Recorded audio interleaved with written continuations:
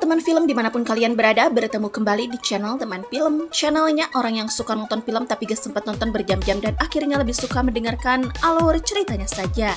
Ya, tepat sekali di sini tempatnya. Kali ini Mimin akan mengulas alur cerita film India yang berjudul Tenan. Film yang dirilis pada tahun 2025 ini mengisahkan tentang teka-teki pembunuhan seorang pria pemilik rumah sewa. Ingin tahu kisah selengkapnya? Yuk gak berlama-lama lagi, kita kupas tuntas film ini. Oke guys, kita langsung saja ke alur ceritanya.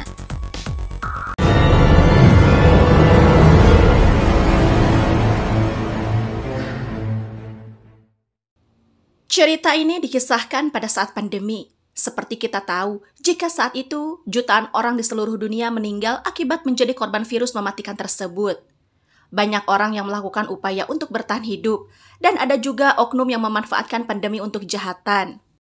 Dan inilah sebagian kecil contoh bagaimana seseorang yang sengaja dibunuh dimanipulasi meninggal akibat virus tersebut. Suatu ketika, terlihat seorang pria mencuci sebuah pipa besi berlumuran darah. Dia juga membersihkan barang-barang pecah dan darah yang berceceran di lantai dengan sangat hati-hati. Belum diketahui masalahnya, namun dia terlihat membakar barang dan lap bekas membersihkan tempat itu. Dia bernama Sundar. Sundar terlihat sangat gugup dan seperti memikirkan cara untuk menyembunyikan sesuatu.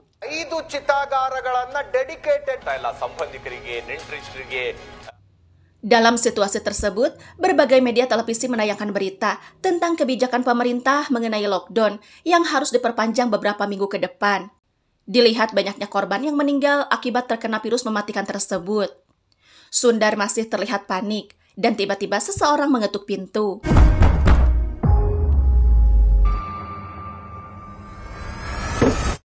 Dia adalah Inspektur Jai. Kedatangan Inspektur Jai ke sana karena dia mendapat laporan bahwa di rumah ini terjadi perselisihan. Dia pun menanyakan nama Sundar, namun Sundar mengaku bahwa dirinya bernama Kamles. Untuk mengetahui siapakah Kamles, kita akan dibawa ke beberapa waktu sebelumnya. Kamles adalah pemilik rumah tersebut. Dia memiliki seorang istri bernama Damini. Selama 3 tahun berumah tangga, mereka belum dikaruniai seorang anak. Namun kehidupan mereka sangat harmonis dan baik-baik saja. Kamles adalah seorang pedagang kelontong, namun karena pandemi melanda, omsetnya menurun drastis. Agar dapurnya tetap ngebul, dengan terpaksa dia menyewakan lantai 2 rumahnya. Dan penyewa tersebut adalah Sundar.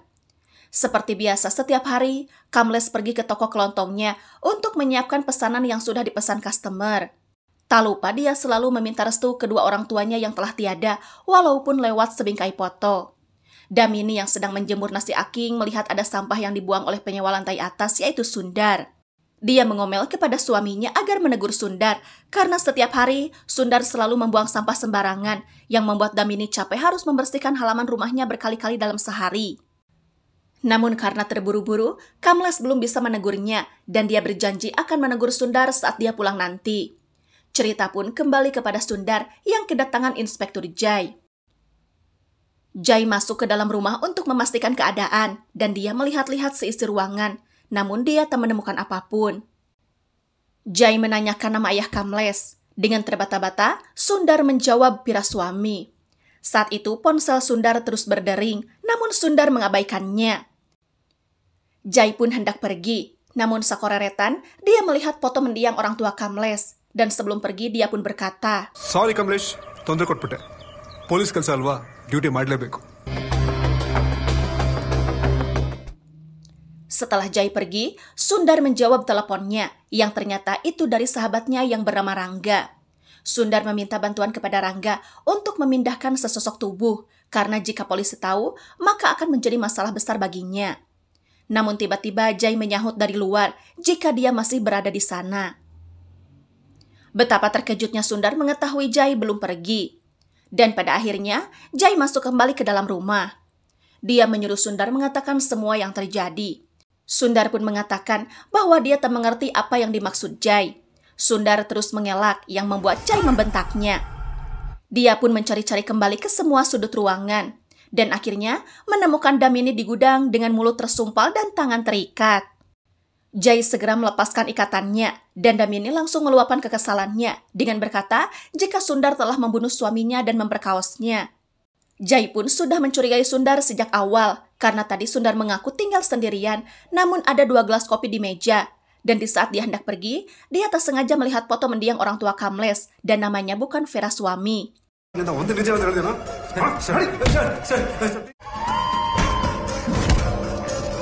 Jai pun menenangkan Damini dan dia menanyakan kebenarannya. Mula-mula Damini bercerita tentang kehidupan bersama suaminya.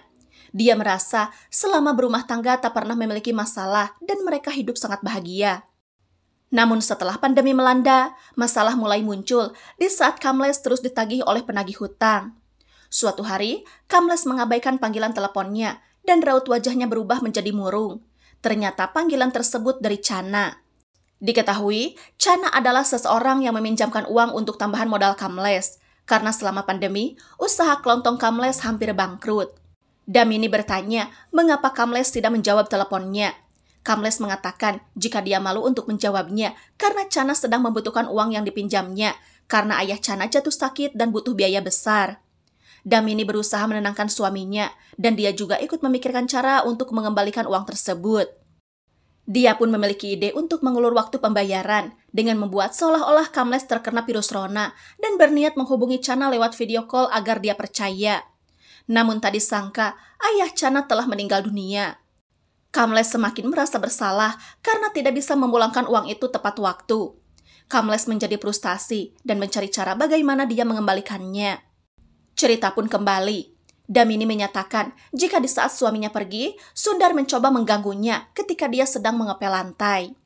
Sundar mencoba membela diri, dia menyangkal apa yang dituduhkan Damini. Namun Damini mengatakan bahwa saat itu suaminya memergoki Sundar menyelinap di dalam rumahnya dan seketika mengalahkannya dengan pipa besi. Tetapi Sundar merebutnya dan dia memukul kepala Kamles. Damini pun bercerita jika kemarahan Kamles dipicu oleh kelakuan Sundar yang selama ini tak senonoh kepada Damini. Dan inilah awal mula Sundar ada di antara mereka. Sundar adalah penyewa lantai atas rumah Kamles. Namun karena keadaan sedang pandemi, maka kesehariannya hanyalah diam di rumah. Dia tak memiliki pekerjaan tetap dan beberapa minggu ini dia menganggur. Untuk menghilangkan stresnya, dia meluapkannya dengan minuman keras. Selama di rumah itu, dia selalu memperhatikan kehidupan Kamles dan istrinya Damini. Damini orang yang sangat rajin dan cinta kebersihan. Beda halnya dengan Sundar yang acuh dan suka buang sampah sembarangan yang membuat Damini menjadi kesal. Keseharian Sundar hanyalah berdiam diri di rumah. Dan suatu ketika, dia melihat Damini sedang menjemur pakaian. Dia pun merasa jika tubuh sintal Damini sangat menggodanya, sehingga dia mencari-cari alasan untuk bertemu dengannya dengan cara meminta sesuatu dari garam, gula, dan sebagainya. Dia mulai berani menghubungi Damini dan mengirim foto-foto Damini yang dia ambil secara diam-diam. Selain itu, kerjaan Sundar hanyalah video callan dengan sahabatnya yaitu Rangga, yang seorang petugas kesehatan. Namun karena banyaknya korban, Rangga tak bisa lama-lama menemani Sundar dalam video call karena dia harus mengurus korban akibat virus. Kelakuan Sundar yang selalu buang sampah sembarangan membuat Damini semakin muak. Sehingga di saat Kamles pulang, Damini memintanya untuk menegur Sundar.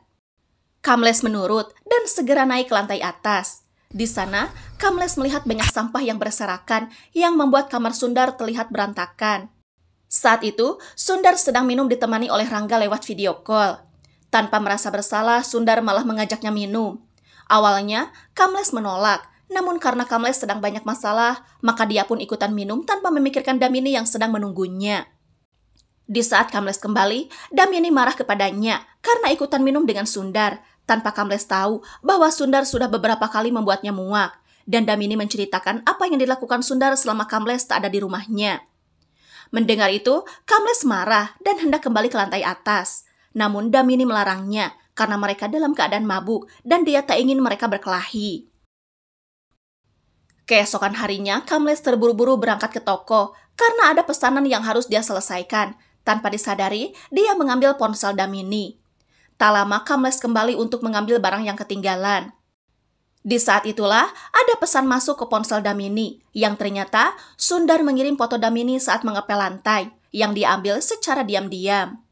Dia mencari-cari Sundar tanpa memberitahu Damini, dan akhirnya dia menemukan Sundar dan hendak memukulnya dengan pipa besi. Tetapi Sundar merebutnya dan dia memukul kepala Kamles. Kamles terkapar dengan bersimbah darah, dan di saat itu Damini ingin membalasnya, namun Sundar malah memperkaosnya. Setelah itu Sundar membawanya ke gudang dan mengikatnya. Damini memiliki bukti kalau perkataannya adalah benar. Dia pun memperlihatkan foto-fotonya yang diambil Sundar diam-diam dan dikirimkan kepadanya. Setelah dicari-cari, Jai menemukan pipa besi sebagai alat bukti dan juga cacaran sperma milik Sundar. Ditambah bukti digital yaitu foto-foto Damini yang dikirim Sundar. Sundar terus membentak Damini karena pernyataannya adalah bohong. Dia terus membela diri, namun Jai menodongkan pistol. Kemudian Jai memborgolnya sambil menunggu kepolisian datang. Di sana Sundar meyakinkan Jai kalau apa yang dikatakan Damini tidak benar. Dia pun menceritakan versinya sendiri. Dia bercerita jika dia adalah yatim piatu yang pindah ke Bangalore untuk mencari kerja. Dia sudah menjadi penyewa di rumah ini selama 2 tahun. Namun Jai memotong pembicaraannya karena dia tidak tertarik dengan cerita hidupnya. Yang dia ingin agar Sundar mengaku kalau dirinya lah yang membunuh Kamles. Sundar tetap bersikeras jika dia tidak membunuhnya. Dia mengatakan bahwa benar saat itu dia ada di dalam rumah dan Kamles menyerangnya. Dia pun mencoba menyelamatkan diri dan berhasil menjatuhkan pipa besi itu. Namun tiba-tiba Damini mengambilnya dan memukul Kamles dari belakang. Dia sangat syok melihat Kamles terkapar. Namun Damini malah tersenyum. Damini kemudian menghampirinya dan mereka pun melakukan adu gabrut. Sundar mengakui jika dia sudah lama menjalin hubungan diam-diam dengan Damini. Bahkan Damini sangat mencintainya. Selama Kamles tak ada di rumah, dia menggarap Damini sepuasnya. Pernah suatu ketika, perbuatan mereka hampir ketahuan karena Kamles pulang lebih awal. Dan Damini berpura-pura habis mandi untuk menghilangkan kecurigaan karena lama membuka pintu. Kegilaan Damini semakin menjadi di saat tadi pagi yang tak sungkan melakukan adu gabrut dengannya di depan mayat suaminya. Setelah selesai, mereka kembali panik karena bingung harus melakukan apa dengan mayat Kamles. Akhirnya mereka pun berinisiatif untuk memindahkan dulu tubuh Kamles ke gudang dengan dipakaikan bungkus mayat. Kemudian mereka segera membersihkan TKP. Dan inilah yang terlihat di awal film tadi, di mana Sundar mencuci pipa besi yang berlumuran darah.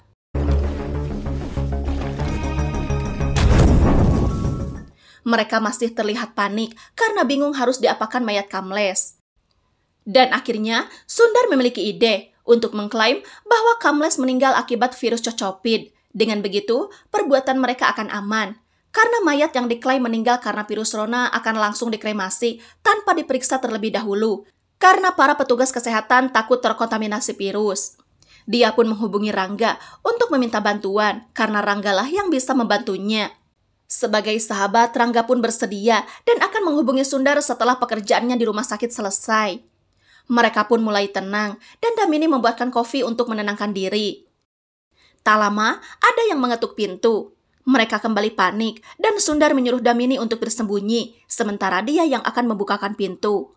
Dan itulah adegan di mana Jai datang ke rumah tersebut. Cerita pun kembali. Damini meminta Jai untuk tidak percaya kepada Sundar karena Sundar memutar balikan fakta yang sebenarnya dan sesungguhnya perkataannya lah yang benar. Jai pun percaya kepada Damini dan akhirnya melaporkan kepada atasannya untuk segera datang ke alamat yang dia bagikan karena sudah terjadi pembunuhan dan pemerkosaan. Setelah itu, Jai mengobati luka Damini. Selagi Jai fokus dengan Damini, Sundar berusaha mengambil ponsel di atas meja. Namun sesekali, dia terhenti karena Jai menoleh ke arahnya. Sementara itu, Rangga sudah berada di gudang lewat pintu belakang. Apesnya, Jai mendengar suara mencurigakan dan segera memeriksa gudang. Jai menemukan Rangga dan segera menangkapnya dengan mengikatnya di kursi. Di sisi lain, Sundar berhasil mengambil ponsel dan hal itu disadari oleh Damini. Damini mencoba merebutnya, namun Damini terperangkap. Ternyata Sundar mengambil ponsel Damini dan mengecek chat WA-nya. Yang ternyata Damini sebelumnya telah mengenal Jai dan mereka berdualah yang merencanakan semua ini. Di sana juga terlihat beberapa foto Damini yang sangat dekat dengan Jai. Tak lama kemudian, Jai kembali dan Sundar memperlihatkan chattingan Damini dengannya. Sundar mengatakan jika dia pun sudah curiga sejak awal di saat dia melihat gambar di tangan Jai dan gambar itu sama dengan gambar yang sering digambar Damini di tangan Sundar. Dia juga memperlihatkan tatapan Damini pada Jai yang seperti tatapan sepasang kekasih. Disinilah terungkap jika memang benar mereka bersekongkol. Ternyata Jai adalah kekasih Damini, dan di sini kita tahu Damini tak cukup satu lontong. Namun Jai terlihat kesal dan bertanya kepada Damini apakah pernyataan Sundar benar.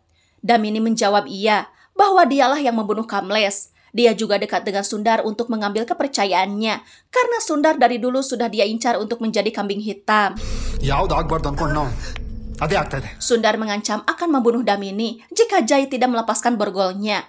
Dan terpaksa Jai melepaskannya, namun Damini menggigil tangan Sundar yang akhirnya berhasil melepaskan diri. Jai menenangkan Damini, namun Sundar ingin sekali membunuhnya. Mereka pun gerelut dan Jai berhasil memborgolnya kembali. Di sana Damini mengajak Jai untuk memindahkan dulu tubuh Kamles dengan rencana yang sudah dibuat oleh Sundar, yaitu mengklaim bahwa Kamles meninggal akibat virus. Jai pun segera memanggil ambulan. Sambil menunggu ambulan, Jai mengatakan bahwa dia akan melapor kepada kepolisian jika Sundar sudah membunuh Kamles dan menghancurkan barang bukti, dan dipastikan Sundar akan dihukum berat. Damini pun mengatakan bahwa Sundar telah terjebak dalam rencananya dan tidak ada cara untuk Sundar melepaskan diri dari jeratan hukum. Tak lama petugas kesehatan datang dan Jai membawanya ke gudang. Namun tak disangka tubuh Kamles beserta Rangga sudah tak ada. Jai kembali dan menanyakan kepada Sundar kemanakah Rangga membawa tubuh Kamles.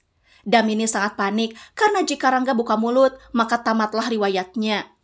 Jai berjanji kepada Sundar jika dia akan melepaskannya apabila Sundar memberitahu keberadaan Rangga. Awalnya Sundar menolak, namun Jai mengancam akan melaporkan Rangga yang sudah mencuri tubuh korban pembunuhan yang Sundar lakukan. Yang pastinya, kepolisian akan mempercayai perkataan Jai dan mereka berdua akan masuk penjara. Tak hanya itu, Jai memperlihatkan pengakuan Rangga yang menyatakan bahwa Sundarlah yang memintanya untuk membawa tubuh Kamles. Rangga pun menambahkan jika dia sempat menolak, namun Sundar mengancamnya. Sundar tak marah dengan pengakuan Rangga, malah Sundar tak mau jika Rangga dilibatkan, yang akhirnya dia pun menghubungi Rangga. Rangga, Ninelli di Allero. Dia menanyakan keberadaan Rangga dan meminta agar Rangga tetap di sana sebelum para petugas yang lain datang mengambil tubuh Kamles. Rangga menanyakan alasannya, namun Sundar tak menceritakannya. Jai pun menyuruh para petugas mengambil mayat Kamles di lokasi Rangga. Akhirnya, Damini bisa bernapas lega. Sundar mengatakan, jika mereka saling mencintai, mengapa tidak kawin lari dari dulu dan malah melibatkan Sundar. Jai pun menceritakan bahwa dulu dia dan Damini adalah sepasang kekasih. Namun hubungan mereka tidak direstui dan Damini dijodohkan dengan Kamles. Selama ini, mereka menjalin hubungan diam-diam dan sesekali melakukan adu gabrut untuk melepas rindu. Suatu ketika, Kamles membutuhkan uang untuk sebuah kontrak pengadaan bahan makanan sebuah asrama pemerintah, dan dia meminjam uang sebesar 40 lak kepada Chana untuk membiayai bisnis tersebut. Di saat itu, Damini mengenalkan Jai kepada Kamles sebagai sepupunya yang bisa memasok bahan makanan. Kamles setuju dan dia percaya kepada Jai, kemudian menyerahkan uang itu untuk dibelanjakan tanpa ada hitam di atas putih. Beberapa kali dia memasok bahan makanan kepada Kamles, dan sebagian besar uang itu dipergunakan Jai untuk membayar semua hutangnya.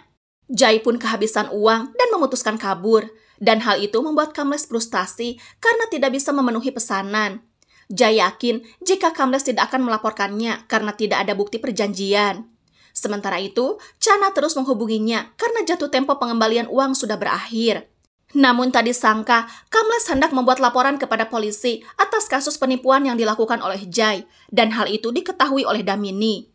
Jai berpikir jika kepolisian tahu, maka Jai akan hancur, dan akhirnya mereka merencanakan pembunuhan ini. Dan dengan cerdasnya, Damini menjadikan Sundar kambing hitam. Tak lama kepolisian datang. Jai menyuruh Damini berakting seolah-olah dia benar-benar menjadi korban pemerkosaan. Sundar sangat kesal melihat kebohongan Damini, dan Sundar tak bisa membela diri saat digiring ke kepolisian. Damini dimintai keterangan, dan dia menceritakan kebohongannya. Sementara itu, Jai meyakinkan atasannya jika semua bukti kejahatan Sundar sudah dia kantongi dan siap untuk dibawa ke pengadilan. Di sisi lain, tak disangka dalam mobil polisi sudah ada Rangga. Sundar semakin kesal karena Jai tidak menepati janjinya untuk tidak melibatkan Rangga. Dan Rangga salah paham, dia berasumsi jika Sundarlah yang melibatkannya. Namun di saat mereka hendak dibawa ke kantor polisi, anggota polisi memberitahukan jika Kamles masih hidup. Betapa senangnya Rangga dan Sundar karena kebenaran akan terungkap. Dan film pun berakhir. Seperti halnya Kamles yang percaya begitu saja pada Jai sehingga memberikan semua uangnya tanpa perjanjian hitam di atas putih. Yang padahal itu sangat penting dalam sebuah perjanjian dan kesepakatan agar kuat di mata hukum. Semoga kita semua dijauhkan dari nasib sial ya. Oke teman film, itulah kisah dari film Tenan. Jangan lupa like, komen, dan subscribe bagi yang belum ya. Bye-bye.